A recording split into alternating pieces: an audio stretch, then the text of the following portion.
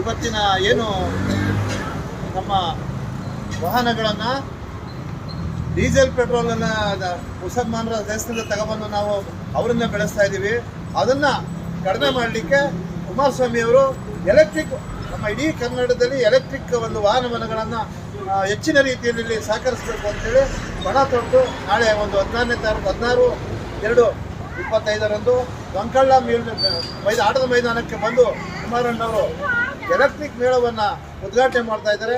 ನಿಮ್ಮೆಲ್ಲರ ಸಹಕಾರ ಕುಮಾರಣ್ಣವ್ರಿಗೆ ಇರಲಿ ಅಂತೇಳಿ ಈ ಸಂದರ್ಭದಲ್ಲಿ ಪ್ರಾರ್ಥನೆ ಮಾಡ್ಕೊತಾ ಇದ್ದೀನಿ. ನಮಸ್ತೆ.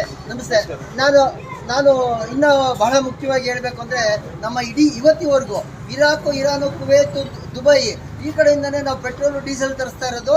ಹಾಗಾಗಿ ಪ್ರತಿ ವರ್ಷ 2 ಲಕ್ಷ ಕೋಟಿ ರೂಪಾಯಿ ಹಣನ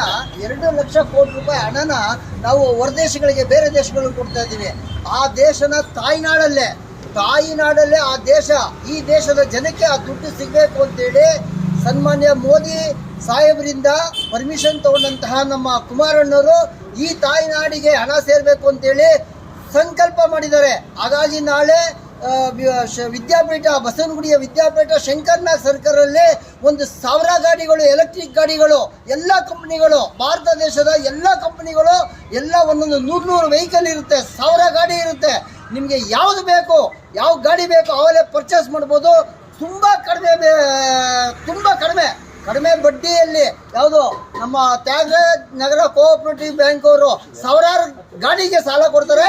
ಹಾಗಾಗಿ ನಾಳೆ ದಯಮಾಡಿ ಎಲ್ಲರೂ ವಿದ್ಯಾಪೀಠ ಸರ್ಕಲ್ಲು, ಬಸವನಗುಡಿ ಅಲ್ಲಿ ಶಂಕರ್ನಾಗ್ ಸರ್ಕಲ್ಗೆ ಮೈದಾನಕ್ಕೆ ಬೆಳಗ್ಗೆ 9 ಗಂಟೆಗೆ ಕುಮಾರಸ್ವಾಮಿ ಅವರು ಬರ್ತಾರೆ ಉದ್ಘಾಟನೆ ಮಾಡೋಕ್ಕೆ. ದಯಮಾಡಿ ಎಲ್ಲರೂ ಬರಬೇಕು ಅಂತೇಳಿ ಕೈ ಮುಗಿದು ಕೇಳ್ಕೊಳ್ತೀನಿ. HD ಕುಮಾರಸ್ವಾಮಿ ಅಭಿಮಾನದ ಸಂಘದ ಅಧ್ಯಕ್ಷ ವೆಂಕಟೇಶ್ ಕಿಲಾರ.